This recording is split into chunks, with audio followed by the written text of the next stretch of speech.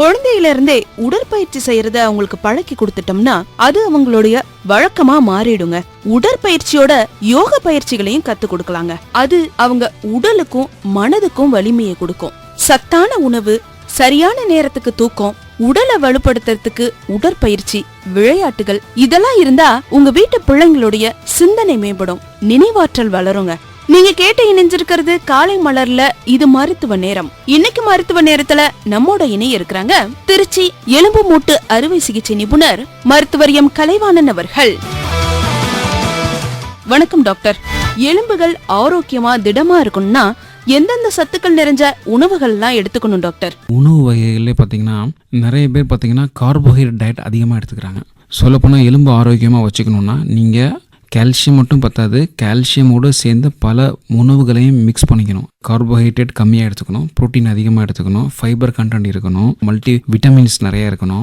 B1 B complex vitamin, அந்த orange colour ஃப்ரூட்ஸில் நிறைய vitamins இருக்குது, ஃபோலிக் ஆசிட் இருக்குது, அயன் கண்டென்ட் உள்ள ஃப்ரூட்ஸு, இதெல்லாம் எடுத்தால் மட்டும்தான் நம்ம எலும்பை இன்னும் ஆரோக்கியமாக வச்சுக்க முடியும்.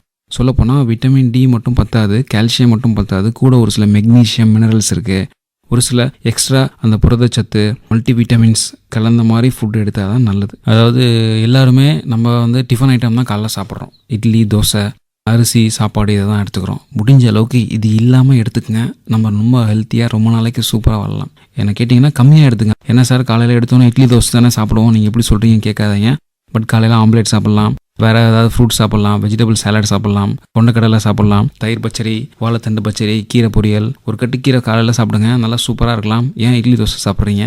So idli dosa carbohydrate content, முக்கியமாக பார்த்தீங்கன்னா டயபெட்டிக் பேஷண்ட்டு கார்போஹைட்ரேட் கம்மியாக இருக்கிறனால சுகர் நல்லா கண்ட்ரோல் ஆகும். அது இன்னும் சொல்லப்போனால் ஒரு பேஷண்ட், சார் எனக்கு 60 வயசு ஆகுது, சொல்லப்போனால் எங்கள் வீட்டில் எனக்கு யாருமே பார்த்துக்க மாட்டாங்க, நான் தனியாக தான் இருக்கேன், செப்பரேட்டாக இருக்கேன் அப்படிங்கிற பட்சத்தில் அவங்க என்ன பண்ணுவாங்க, சமைக்க மாட்டாங்க. பக்கத்தில் நைட்டு ஈஸியாக செரிமானம் ஆகிறது இடியாப்பம், இட்லி. நான் போவேன், இடியாப்பம் செம்மையாக இருந்துச்சு சார், 1 வாங்குறது 4 வாங்கி சாப்பிட்டேன், தேங்காய் பால் சூப்பராக இருந்துச்சு, அதுவும் சாப்பிட்டேன்னு சொல்லுவாங்க. ஸோ மெயினாக சுகர் பேஷண்ட்டு அவங்க அறியாமல் நிறையா சாப்பிட்ருவீங்க. ஸோ முக்கியமாக சுகர் இருக்க பட்சத்தில் இந்த மாதிரிலாம் ஃபுட்டை அவாய்ட் பண்ணிக்கணும். சர்க்கரையை நீங்கள் எடுத்துக்கக்கூடாது. நீங்கள் டீ காஃபி சாப்பிட்லாம், சர்க்கரை இல்லாமல் எடுத்துக்கங்க. நிறைய நடக்கிறனால நமக்கு நல்ல நன்மைகள் நடக்கு. ஸோ உணவு மட்டும் பத்தாது, நீங்கள் உங்கள் பாடியை மூவ் பண்ணணும். என்ன சொல்ல போனால் கான்ஸ்டிபேஷன் ஒரு ப்ராப்ளம் இருக்கும். வயசானவங்க பார்த்தீங்கன்னா பெட்டில் ஆப்ரேஷன் பண்ணவங்க, ஹாஸ்பிட்டலில் இருக்கவங்க எல்லாத்துக்குமே பார்த்தீங்கன்னா கான்ஸ்டிபேஷன், நம்ம நடக்க முடியாது, நிற்க முடியாது, பெட்டில் படுத்தே இருப்போம்.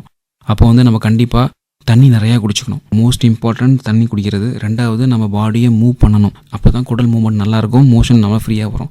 என்ன சொல்ல போனால் அந்த கான்ஸ்டிபேஷனுக்கு ஃபைபர் கண்டென்ட் உள்ள ஃபுட் அதிகமாக எடுத்துக்கணும். ஃபைபர் கண்டென்ட் பார்த்திங்கன்னா சொரக்கால அதிகமாக இருக்குது. பப்பாளி பழம், வாழைப்பழம், கொய்யாப்பழம், கீரை வகைகள், வெள்ளரிக்காய், இதிலலாம் பார்த்திங்கன்னா ஃபைபர் கண்டென்ட் உள்ள ஃப்ரூட்ஸ் நிறைய நமக்கு கன்சியூம் பண்ணுறப்ப மோஷன் ஃப்ரீயாக இருக்கும். எந்த டிஃபிகல்ட்டி இல்லாமல் நம்ம நல்லபடியாக இருக்கலாம். இன்னைக்கு மருத்துவ நேரத்துல நம்மோட இணைஞ்சிருந்தாங்க திருச்சி எலும்பு மூட்டு அறுவை சிகிச்சை நிபுணர் மருத்துவர் எம் கலைவாணன் அவர்கள்.